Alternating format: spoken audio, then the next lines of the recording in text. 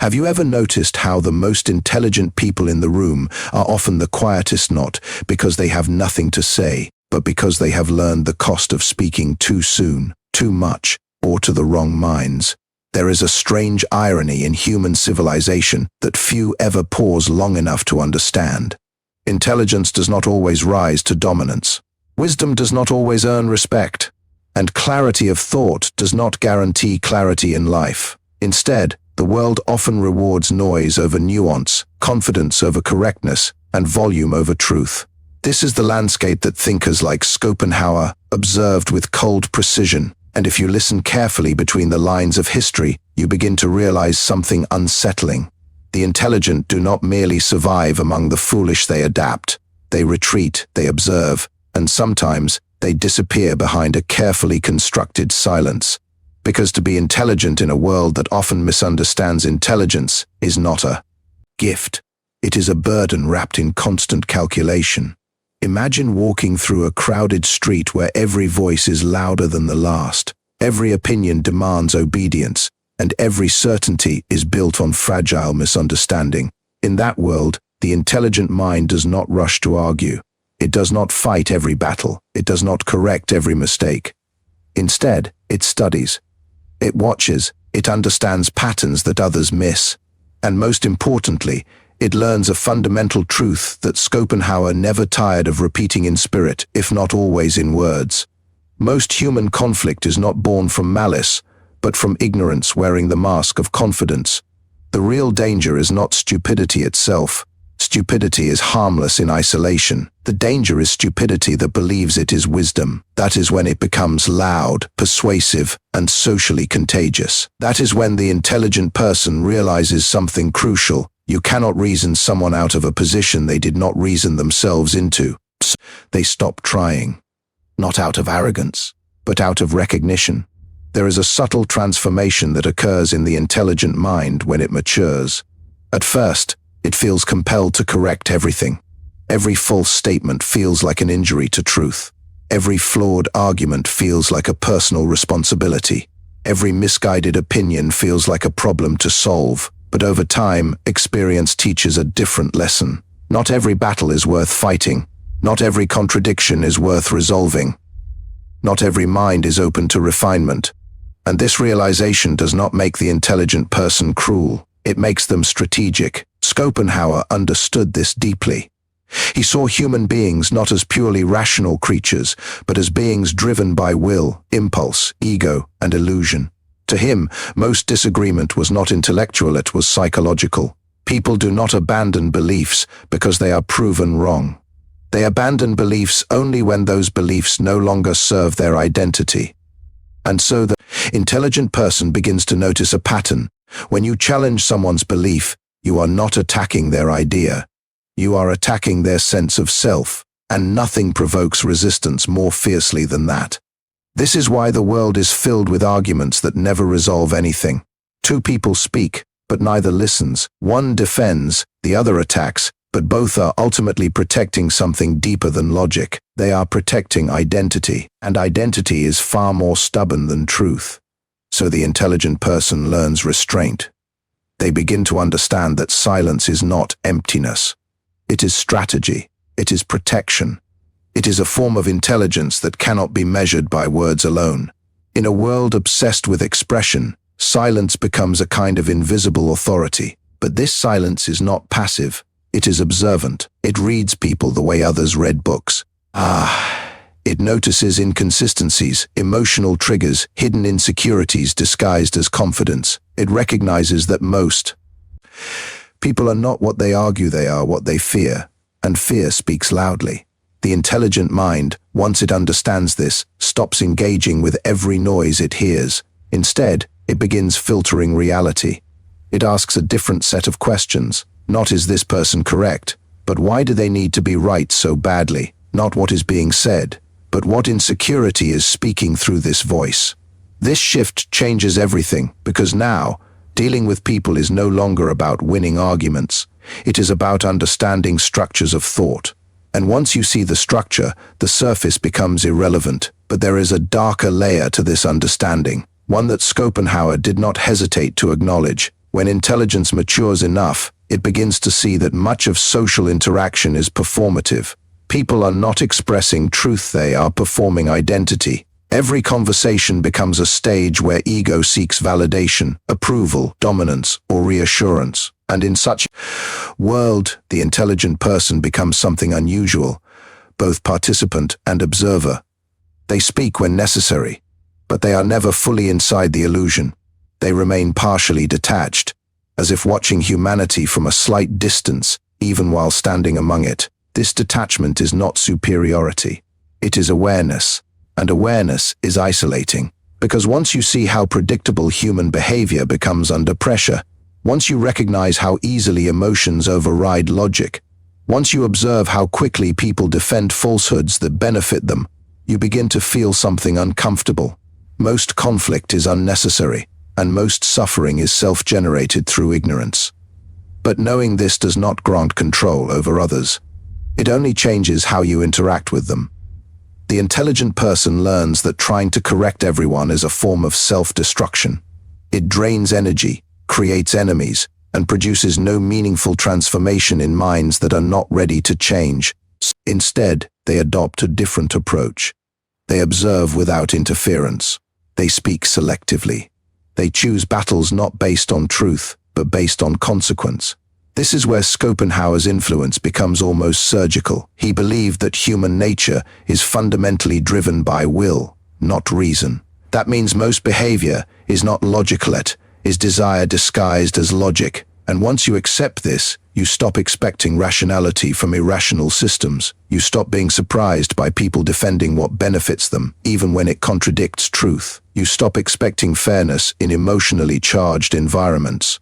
You stop assuming that intelligence alone will convince anyone of anything. And this realization is both liberating and isolating. Because once you stop expecting people to act rationally, you also stop being disappointed when they don't. But you also begin to see how few genuine intellectual exchanges actually exist in daily life. Most conversations are not exchanges of ideas. They are exchanges of positions. And positions are defended, not examined. So the intelligent mind begins to shift from confrontation to observation, from correction to comprehension, from reaction to analysis. It becomes less interested in proving and more interested in understanding why proving is even necessary for others. And in that shift, something subtle happens. Emotional distance increases, not because the intelligent person lacks empathy, but because empathy without boundaries becomes exhaustion. When you constantly engage with irrationality as if it should be rational, you drain yourself into frustration. But when you accept irrationality as part of human structure, you begin to conserve energy. And energy, in Schopenhauer's world, is everything. Because life itself, he argued, is not guided by reason but by an underlying force, an endless striving that never fully satisfies itself. People want, then they get, then they want again. They argue, then they win, then they find another argument. They chase validation, then lose it, then chase it again. It is an endless cycle of desire pretending to be purpose. The intelligent person sees this cycle clearly, and once seen, it cannot be unseen. This is where the psychological tension begins, because understanding human stupidity is not the same as escaping its effects. You still live among it. You still interact with it. You still must navigate it. And so intelligence becomes not just an advantage, but a responsibility. A responsibility to choose when to engage and when to withdraw, when to speak and when to remain silent, when to correct and when to let illusion persist because correction would cost more than it would save. This is not cynicism, it is calibration, and calibration is the hidden discipline of intelligent survival. There is also something else the intelligent mind learns over time. People do not change through confrontation, but through friction with reality. No amount of argument can replace lived experience. No explanation can substitute for realization. No lecture can match the impact of consequence. So instead of forcing understanding, the intelligent person begins to allow reality to do the teaching. They step back, they observe outcomes, they let patterns unfold, and in doing so, they avoid one of the greatest traps of intelligence, the illusion that awareness must always be expressed to be valid. But Schopenhauer, would caution even here, because withdrawal from stupidity can also become isolation from humanity, and intelligence, without connection, becomes sterile. It sees everything but feels nothing. It understands everything but participates in nothing. So there is a balance, but it is not an easy one. To deal with less intelligent behavior without becoming emotionally consumed by it requires a constant negotiation between engagement and detachment. Too much engagement leads to frustration. Too much detachment leads to emptiness, and so the intelligent person walks a narrow path. They learn to speak in layers, to reveal only what is necessary, to simplify complexity when needed, but never to dilute truth for approval. They learn to let silence carry weight. They learn to observe reactions more than statements. They learn that what people resist often reveals more than what they accept. And slowly, almost imperceptibly, they begin to understand something profound. Intelligence is not just the ability to think clearly. It is the ability to survive clarity in a world that often prefers illusion. And this is where our exploration begins to deepen further, because once you accept that most human interaction is driven by illusion rather than truth, you begin to see intelligence not as dominance over others, but as mastery over perception itself. And perception, once mastered, changes everything about how you exist among people who are not operating at the same level of awareness. But the deeper consequences of this realization are not immediately visible. They unfold slowly, like shadows stretching across a room that was once thought to be fully lit. And in that shadowed space, the intelligent mind begins to recognize the true cost of seeing too much in a world that often prefers not to see at all. And what comes next is not simply understanding people. It is learning how to exist among them without losing yourself in their noise. The intelligent mind, once it has seen through the surface noise of human behavior, enters a quieter but far more complicated phase of existence. It is no longer reacting to stupidity in real time. It is no longer surprised by contradiction, nor emotionally entangled in the predictable chaos of opinion. Instead, it begins to observe something deeper, something far more unsettling than ignorance itself. It begins to observe repetition. Because once you step back far enough from human interaction, once you stop participating emotionally in every exchange, patterns become visible. Not individual behaviors, but cycles. The same arguments, just wearing different faces. The same insecurities, just speaking through different voices. The same need for validation, dressed as confidence, authority, or moral certainty. And this is where Schopenhauer's shadow becomes even more relevant, because he did not merely see stupidity as lack of intelligence. He saw it as something structural in human nature, a constant reassertion of desire over reason.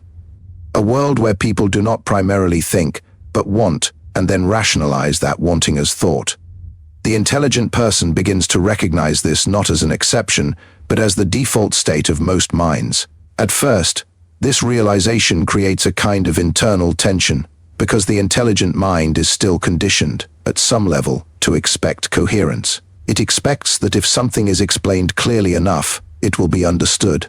If logic is strong enough, it will prevail. If truth is presented cleanly, it will be accepted.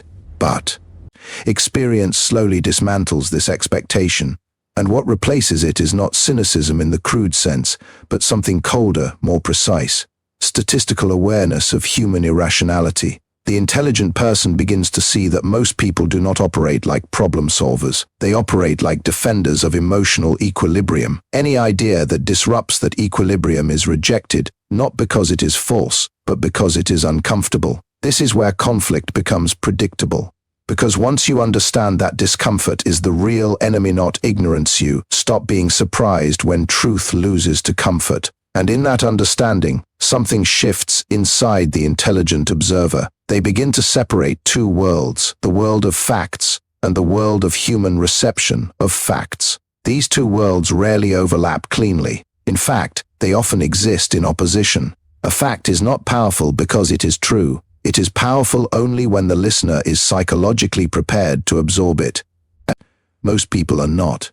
This is where the intelligent mind begins to develop a strange form of patience. Not the patience of hope, but the patience of inevitability. It stops expecting immediate comprehension. It stops expecting intellectual fairness. It stops expecting conversation to function as a bridge between minds.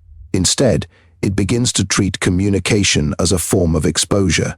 Every interaction becomes a reveal, not of truth itself, but of how the other mind processes truth. Some minds distort it immediately, some resist it entirely, some accept fragments but reassemble them into something more comfortable, and only a small fraction actually integrate it fully. And once you see this distribution clearly, something fundamental changes in how you approach people. You stop speaking to convince, you start speaking to observe. But there is a hidden danger in this transformation, one that Schopenhauer himself would have recognized as inevitable. When you begin to see people as predictable patterns, there is a temptation to detach completely, to reduce human interaction to mechanics, to see emotion as interference and dialogue as performance. And if left unchecked, this creates a subtle erosion of empathy. Not because the intelligent person becomes cruel, but because understanding reduces surprise, and surprise is often what keeps emotional engagement alive. When nothing shocks you anymore, everything begins to flatten. This is the psychological price of clarity, and yet the intelligent mind cannot unsee what it has seen, so it continues forward, navigating a world that feels increasingly transparent, but not necessarily simpler. Because understanding stupidity does not eliminate its effects.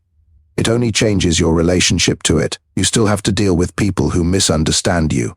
You still have to navigate environments where confidence is mistaken for competence. You still have to operate in systems where perception often outweighs reality. And intelligence becomes less about knowledge and more about positioning. Where do you stand in relation to misunderstanding? Do you confront it directly and exhaust yourself in the process? Do you ignore it and risk being shaped by it indirectly? Or do you move through it strategically, engaging only when necessary, withdrawing when pointless, and conserving psychological energy for situations where clarity actually matters? This is where the influence of Schopenhauer becomes almost tactical, because his worldview, stripped of romantic illusions, suggests something uncomfortable. Most human interaction is not meant to be resolved. It is meant to be endured. People do not enter conversations to evolve. They enter to stabilize their internal narrative. They do not seek truth.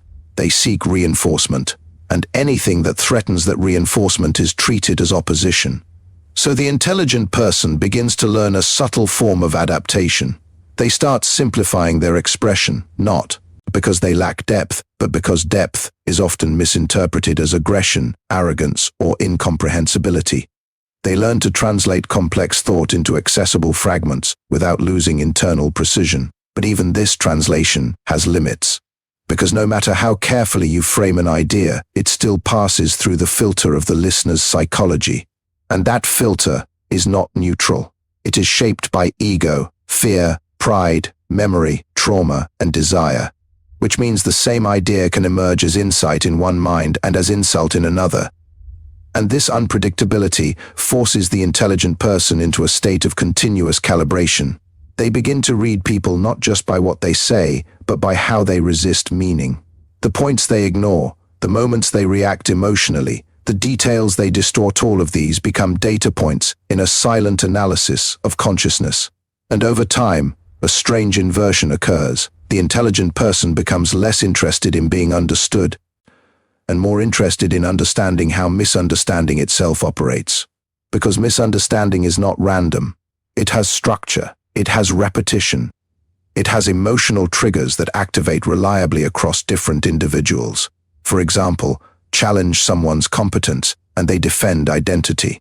Challenge identity and they escalate emotion. Challenge emotion and they withdraw into certainty. Challenge certainty and they attack the source. These patterns repeat across cultures, backgrounds, and contexts. And once you see them clearly, you realize something Schopenhauer implied, but never softened. Human beings are not as individually unique in their irrationality as they believe themselves to be. This realization carries both power and weight. Power, because it allows prediction. Weight, because it reduces illusion. And illusion for most people is not just comfort, it is structure. It is how they organize their sense of reality. So the intelligent mind, moving through this, landscape begins to adopt a form of restraint that is often misunderstood by others. From the outside, it appears like detachment, arrogance, or emotional distance. But internally, it is something far more precise: conservation of attention. Attention becomes the most valuable currency because every unnecessary engagement is a loss of focus.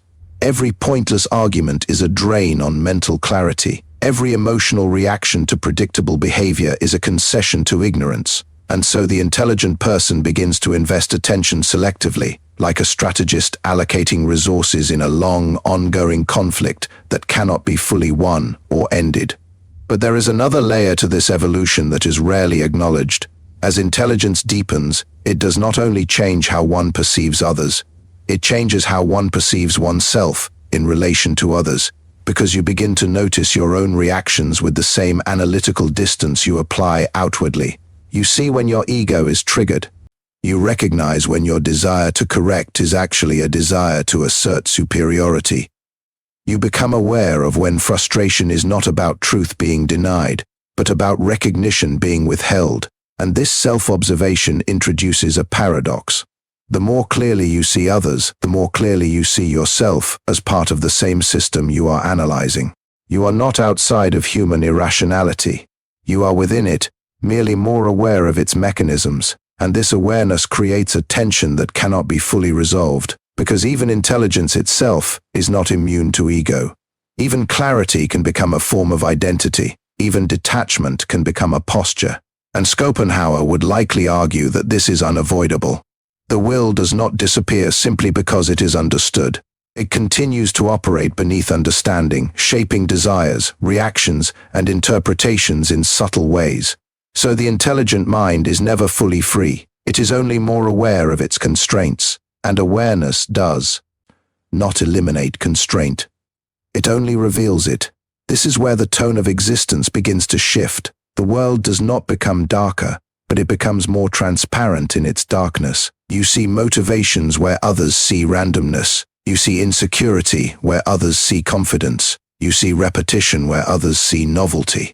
And in this transparency, a quiet solitude begins to form, not imposed by rejection from others, but created by internal recognition that most minds are operating on different layers of perception. It is not superiority that separates the intelligent person, it is distance in interpretation. And distance, once established, is difficult to reverse. Because even when surrounded by people, the intelligent mind is partially elsewhere, observing, analyzing, processing layers beneath the surface of interaction. But this is not the end state, it is only a transition. Because intelligence, if it continues to evolve without balance, risks becoming sterile observation without participation. And Schopenhauer, despite his pessimism, understood something crucial. To see clearly is not enough. One must also learn how to live with clarity without being consumed by it. So the intelligent person begins, slowly and reluctantly, to reintegrate selective engagement, not to believe illusions again, but to interact with them consciously, to speak without expecting full understanding, to listen without absorbing every distortion, to participate without surrendering awareness. And this requires a discipline that is rarely taught: controlled involvement, being present without being absorbed, engaged without being dependent on outcome, aware without being reactive. But this balance is fragile, because every interaction carries the risk of emotional entanglement, no matter how prepared the mind believes itself to be. And so the intelligent person lives in a constant negotiation between depth of perception and simplicity of participation, between knowing too much, expressing too little, between understanding everything and acting as if only part of it is visible. And this tension becomes the background of existence, a quiet, continuous awareness that most exchanges are not what they appear to be, that most certainty is performance, that most conviction is insecurity stabilized into speech, and that most conflict is not about truth, but about the refusal to feel uncertain. And in this recognition, the world does not become less populated with stupidity. It becomes more clearly structured by it, not as chaos, but as pattern, not as anomaly, but as norm. And the intelligent mind, now fully immersed in this understanding, moves forward not with anger, but with a kind of disciplined awareness that prepares it for the next layer of Schopenhauer's insight, where even intelligence itself, begins to be questioned. Not as superiority, but as another expression of the same underlying will that drives all human behavior. And what emerges from that realization is something even more unsettling than the stupidity of others. It is the realization that seeing through stupidity does not place you outside of it. It only changes the angle from which you observe it. The intelligent mind, once it accepts that seeing through stupidity does not place it outside of stupidity, enters a more unsettling phase of awareness. It begins to recognize that clarity is not liberation in the way it once imagined. It is simply a different position inside the same machinery of human behavior, a higher vantage point perhaps, but still within the system, still subject to its pressures, still influenced by its invisible forces. And this realization quietly dismantles something that most intelligent people unconsciously carry for years: the belief that understanding creates control. It does not. Understanding only reveals structure. It does not grant authority over that structure. Schopenhauer would describe this as the illusion of intellectual sovereignty. The mind believes that by naming forces it can master them. But naming hunger does not end hunger. Naming ego does not dissolve ego. Naming stupidity does not correct it. It only defines the boundaries of its expression. And so the intelligent person, after enough encounters with human contradiction, begins to experience a subtle inversion of expectation. Instead of assuming that insight leads to resolution, they begin to expect that insight leads to complexity. Every layer uncovered reveals another layer beneath it. Every explanation produces new exceptions. Every understanding introduces new questions that cannot be fully resolved. It is like peeling back the surface of reality only to discover that beneath every layer is not truth, but another form of interpretation. And this is where the psychological weight begins to accumulate, because at first, intelligence feels like expansion. The world becomes clearer, more structured, more intelligible. Patterns emerge, behavior becomes predictable. Human reactions begin to follow familiar contours. But over time, clarity stops feeling like expansion and starts feeling like exposure. You see too much structure behind what others experience as spontaneity. You see too much repetition behind what others call individuality. You see too much motive behind what others believe is sincerity. And this constant exposure creates a strange kind of fatigue, not physical fatigue, but perceptual fatigue. The mind becomes aware of too many underlying mechanisms at once. It begins to process not just what is happening, but why it is happening, and then why itself exists, and so on, until even simple interactions feel like layered systems of cause and effect rather than direct experiences. And in this state, the intelligent person begins to realize something uncomfortable. Most people are not exhausted by understanding too much. They are exhausted by misunderstanding too little. They operate in a simplified reality where intentions are taken at face value, where words are assumed to match internal states, where contradiction is treated as exception rather than norm. But the intelligent observer no longer has access to that simplicity, and once lost, it cannot be fully regained. So they begin to live in a dual perception of reality. One layer for interaction, another layer for interpretation. One layer that participates in conversation, and another layer that silently analyzes the structure of that conversation in real time. And this split creates a form of internal distance that is difficult to explain to those who do not experience it, because externally, nothing changes.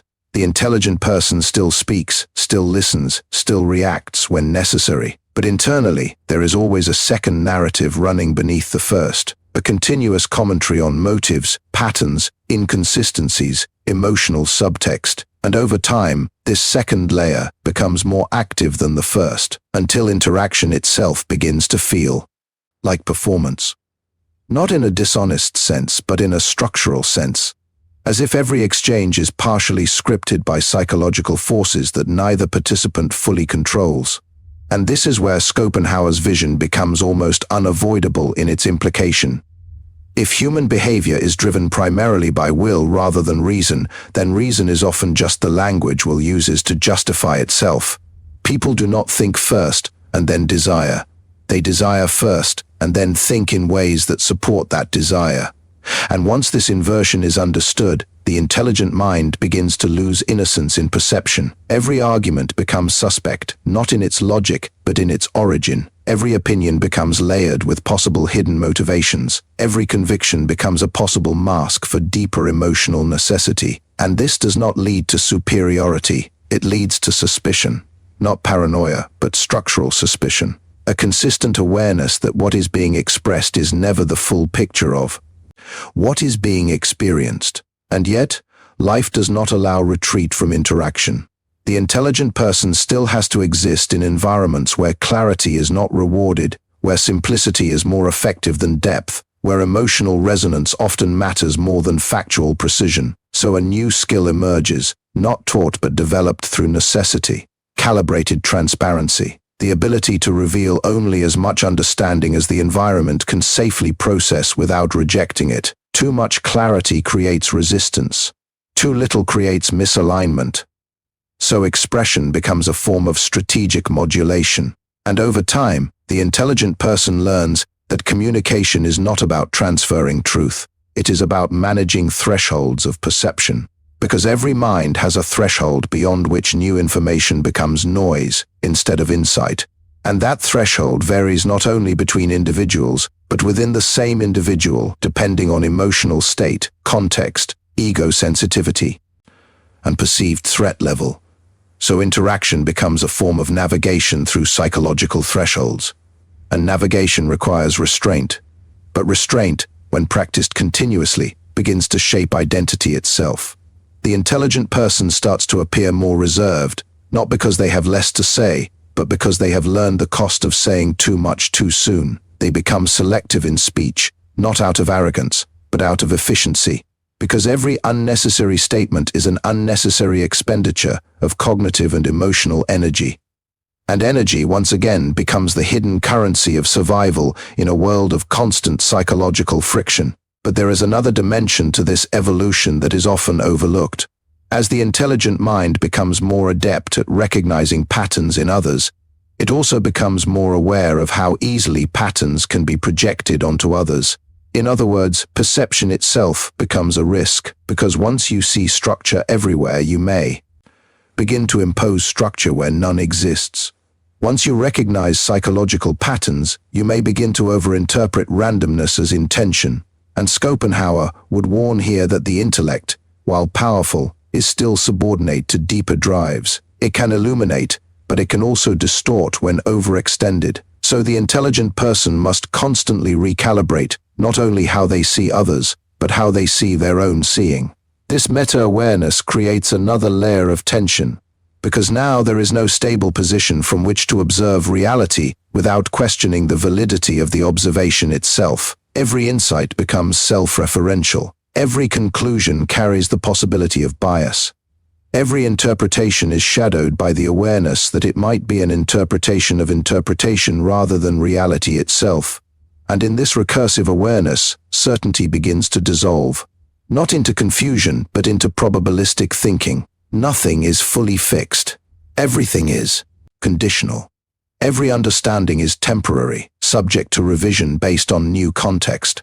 And while this increases intellectual flexibility, it also reduces emotional anchoring, because certainty, even when false, provides psychological stability. And its absence creates a subtle but continuous instability in perception. The world does not feel less real, but it feels less solid, more fluid, more interpretive. And within this fluidity, the intelligent person begins to notice something else. People are not only defending ideas, they are defending emotional ecosystems built around those ideas. This is why even trivial disagreements can escalate unexpectedly. Because what is being challenged is not just a belief, but an entire internal structure that depends on that belief for coherence. And once you understand this, you stop treating disagreement as intellectual exchange. You begin to treat it as emotional interference. And interference is something to be managed, not always engaged. So, silence becomes more strategic. Not passive silence, but deliberate silence. The kind of silence that avoids unnecessary destabilization of systems that are not ready to be changed. But this introduces a moral complexity that Schopenhauer himself would not have softened. If you understand irrationality clearly, Are you responsible for correcting it, or are you justified in navigating around it? If you see that correction often fails, and often produces resistance rather than insight, then is withdrawal a form of wisdom or avoidance? And there is no simple answer, because intelligence does not eliminate ethical tension, it sharpens it. It makes every choice more informed, but not necessarily easier.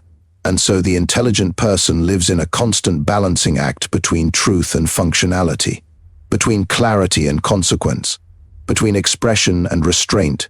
And over time, this balancing act becomes internalized. It is no longer a decision made consciously in every interaction. It becomes instinctive calibration, a silent adjustment in tone, depth, timing, and exposure. And yet, despite all this refinement, something remains unresolved, because understanding human stupidity does not remove emotional friction from interaction. It only makes that friction more visible, more predictable, and more difficult to ignore. You still feel irritation when logic is ignored. You still feel fatigue when patterns repeat unnecessarily. You still feel distance when communication fails to reach depth. But now these feelings are accompanied by awareness of why they occur. And that awareness prevents simple emotional release, because you cannot fully return to ignorance once you have seen structure. So the intelligent mind carries both insight and residue, insight into human behavior, residue of emotional response that cannot fully dissolve into understanding. And in this dual state, something subtle begins to form, a quiet acceptance that human interaction will always contain a level of inefficiency that cannot be eliminated, only managed. And this acceptance is not peace, it is adaptation. A strategic adaptation to the reality that most minds are not operating on the same frequency of abstraction, reflection, or self-awareness, and therefore cannot be engaged as if they are. So the intelligent person begins to refine one final discipline, proportional engagement.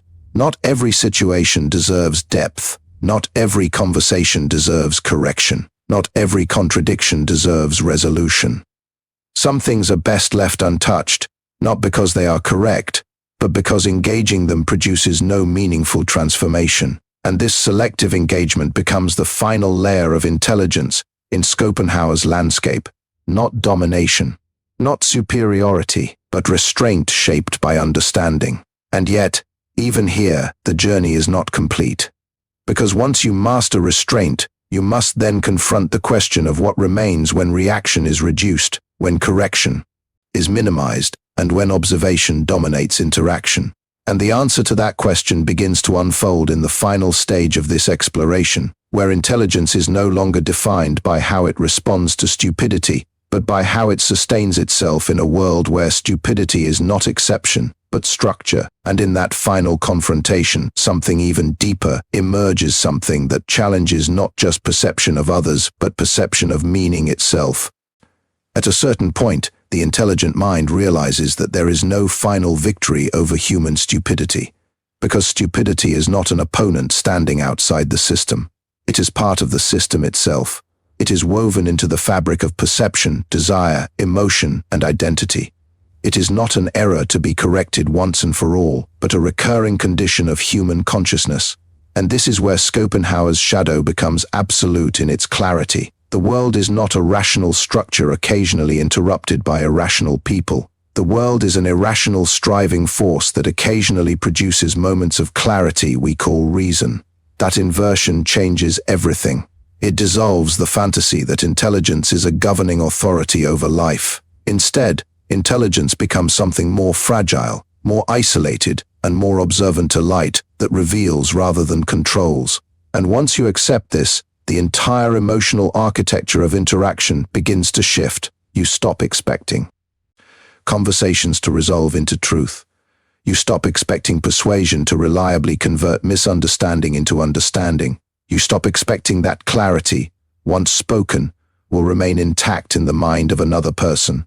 Because clarity is not what determines survival in human dialogue. Emotional compatibility does, and emotional compatibility is rarely aligned with truth. This is where the intelligent mind enters its final form of adaptation, not domination, not withdrawal, but something far more nuanced. Conscious coexistence with irrationality. It is not surrender, It is recognition. Recognition that human beings are not broken logical machines waiting to be fixed. They are driven organisms, constantly negotiating between fear and desire, between insecurity and ambition, between memory and anticipation. And intelligence, in this landscape, is not a throne above humanity. It is a different lens within it. And once that is seen clearly, the need to correct everything begins to dissolve. Not because truth becomes less important, but because the cost of enforcing truth in environments that cannot metabolize it becomes too high. The intelligent person begins to understand that most conflict is not a battle of ideas, but a collision of psychological preservation systems. People defend beliefs not because they are true, but because those beliefs stabilize their internal world. Remove the belief too abruptly, and you destabilize the person. And so resistance is not irrational in their frame. It is protective. This realization introduces a strange emotional neutrality into the intelligent observer. Not indifference, but distance from urgency. The urgency to correct, to fix, to intervene begins to fade. In its place comes a more surgical awareness of when intervention actually produces value and when it simply triggers resistance without transformation. This is where intelligence matures beyond reaction. But maturity comes with its own burden, because once you stop reacting to everything, you begin to see how much of human interaction is built on reaction itself. Most people are not expressing ideas. They are expressing reactions to perceived threats, validations, or opportunities for status reinforcement. And once you see this pattern repeatedly, something subtle begins to happen to perception. Individuality starts to dissolve into categorization, not in a dehumanizing way, but in a structural way. You begin to see less uniqueness in expression and more repetition of psychological templates. The confident challenger, the insecure aggressor, the moral absolutist, the passive validator, the performative skeptic, the defensive intellectual. These are not identities, but roles consciousness slips into under pressure. And Schopenhauer would suggest that beneath all these roles is something even more fundamental: will, a blind, striving force that expresses itself through endless forms of desire, conflict, avoidance, and pursuit. Reason, in this framework, is not the driver. It is the narrator. It explains after the fact what will has already decided to pursue. And this creates a profound shift in how the intelligent mind interprets human behavior. People are no longer primarily logical agents. They are manifestations of competing internal pressures seeking temporary equilibrium. Every opinion is a stabilization attempt. Every argument is an emotional recalibration. Every conviction is a structure built to reduce internal tension. And this is why stupidity is not simply lack of intelligence. It is rigidity in stabilization mechanisms. It is the inability or unwillingness to update internal structures when new information threatens emotional equilibrium. But even this understanding does not grant mastery over interaction. It only refines awareness of its limitations. Because knowing why people behave irrationally does not change the fact that they still behave irrationally. And so the intelligent person is forced into a continuous negotiation with reality as it is, not as it could be under ideal conditions. This negotiation becomes the silent background of life. At work, in conversation, in relationships, even in moments of solitude, there is always an underlying awareness. Most systems of communication are not optimized for truth. They are optimized for cohesion. And cohesion often requires simplification. This is where intelligence begins to split into two competing impulses. One impulse seeks purity of understanding, the desire to see things exactly as they are. The other impulse seeks functionality within human systems, the need to simplify, adapt, and translate understanding into socially survivable forms. And neither impulse can fully dominate without cost. Too much purity leads to isolation. Too much adaptation leads to distortion. So the intelligent mind exists in tension between clarity and usability, between what is true and what can be expressed without unnecessary collapse of communication. And over time, this tension becomes internalized as a mode of existence rather than a decision-making process. You no longer consciously decide to simplify. You instinctively adjust. You no longer consciously decide to remain silent. You feel when silence preserves more than speech can offer. You no longer consciously decide to observe instead of react. You simply find yourself doing it. But beneath this refinement lies a deeper philosophical confrontation. If intelligence does not free you from the irrationality of others, and it does not free you from the structural limitations of communication, then what exactly does it offer? Schopenhauer's answer would be unsettling in its simplicity. It offers clarity of suffering, not escape from it. Because for Schopenhauer, life is not a problem to be solved. It is a condition to be understood. A continuous oscillation between desire and dissatisfaction, between striving and temporary relief, between boredom and tension. Intelligence does not remove this oscillation. It makes it visible, and visibility changes experience without changing structure. This is why the intelligent person often experiences life differently, not necessarily better. They see more of the machinery, but they are still inside it. They understand more of the patterns, but they are still subject to them. Even emotional detachment does not eliminate emotional triggers. It only creates awareness of them as they occur, and awareness does not always reduce impact. Sometimes it intensifies it, because you are now experiencing both the emotion and its observation simultaneously. This dual awareness creates a unique form of psychological layering. A part of you reacts, and another part watches the reaction unfold. A part of you feels frustration, and another part analyses the structure of that frustration. A part of you engages, and another part remains partially removed from engagement. And this split does not resolve, it stabilizes into a new baseline of perception. But over time, even this duality begins to feel natural, and once it feels natural, something unexpected happens. Emotional extremes begin to soften, not disappear, but flatten at the edges. Anger still arises, but it is less consuming. Frustration still appears, but it is more quickly contextualized. Confusion still occurs, but it is less destabilizing. And in place of emotional volatility, a quieter state emerges, sustained observation. Not passive, not disengaged, but continuously aware without being fully absorbed. And in this state, the intelligent person begins to notice something else that Schopenhauer hinted at, but did not romanticize. Most suffering is amplified not by events themselves, but by resistance to the nature of events. People suffer not only because things happen, but because they believe things should not be happening the way they are happening. And this resistance creates secondary suffering layered on top of primary experience. Once this is understood, a subtle shift occurs in perception of conflict. Instead of seeing stupidity as something that must be eliminated, it is seen as something that must be navigated. Instead of seeing disagreement as failure, it is seen as structural difference in processing reality. Instead of seeing misunderstanding as anomaly, it is seen as default friction between differing cognitive architectures. And this reframing does not create acceptance in the sentimental sense. It creates strategic acceptance. A willingness to operate within reality as it is structured, not as it is imagined to be in idealized form. But even strategic acceptance has limits, because there remains a core tension that cannot be resolved through understanding alone. The desire for depth in a world that often rewards surface. The desire for precision in a world that often rewards speed. The desire for truth in a world that often rewards usefulness over accuracy. And this tension cannot be eliminated. It can only be managed, which means the intelligent mind is never fully at rest. It is always adjusting, recalibrating, reinterpreting, and refining its position within social and psychological environments that are themselves constantly shifting. And yet, despite all of this complexity, something paradoxically stabilizing emerges over time, a kind of internal quiet. Not peace in the conventional sense, but reduced internal conflict between perception and expectation.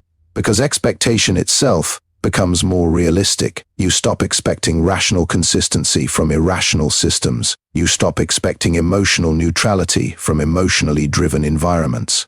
You stop expecting clarity from minds not structured for clarity. And in doing so, disappointment loses its sharpness. Not because reality improves, but because expectation aligns more closely with structure. And this alignment creates a subtle form of psychological efficiency.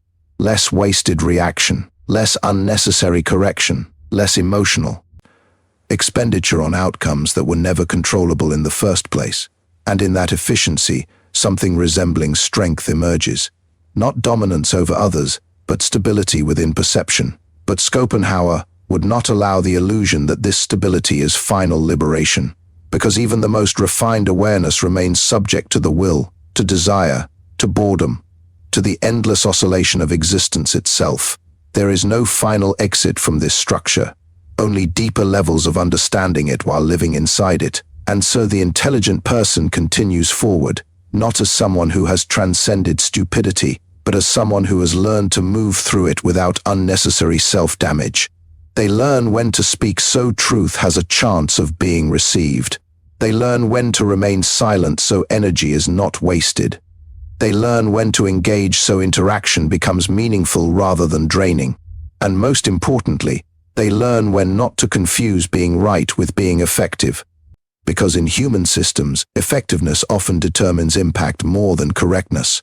And this realization completes the final transition. Intelligence is no longer treated as a tool for winning arguments. It becomes a tool for navigating reality without losing internal coherence. And in that navigation, a deeper understanding emerges, one that Schopenhauer would recognize as both sobering and precise. You are not here to eliminate irrationality from the world.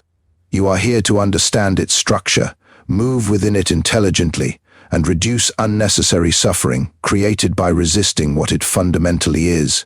And once this is fully accepted, the question is no longer how to fix others. The question becomes how to live with clarity in a world that does not operate on clarity as its primary currency. How to remain sharp without becoming brittle. How to remain aware without becoming detached from life itself. How to see through illusion without losing the ability to participate in it when necessary.